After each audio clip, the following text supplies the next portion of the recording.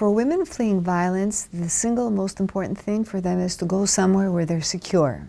A new study highlights how second-stage shelters give women the support they need to rebuild their lives. We're only now starting to understand the importance of providing transitional housing after emergency shelters to make sure that women do not fall back into homelessness, that they're less likely to be exposed to violence. Advocates are calling on Quebec to increase funding for second-stage shelters for women escaping violence. The study by the Quebec Homelessness Prevention Collaborative highlights the effectiveness of these traditional homes, which provide longer stays, specialized services, and secure confidential environments for women after leaving emergency shelters. They have many characteristics, if you will, or dimensions that make them especially good at protecting a certain group of women who need confidentiality afterwards.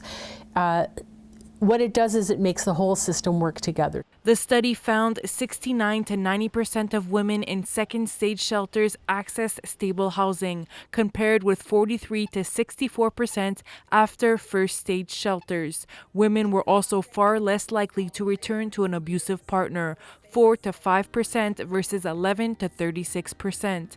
That gap is what organizations like Shield of Athena are trying to address. The group recently opened its first second-stage shelter in autumn 2025, a project years in the making. It took us effectively 15 years of mobilization, stress, and anxiety to finally establish the second step shelter. The study also found that Quebec has fallen 33% short of its 2021 commitments to second stage shelters, strengthening calls for long-term investment. This is a fiscally responsible use of public resources.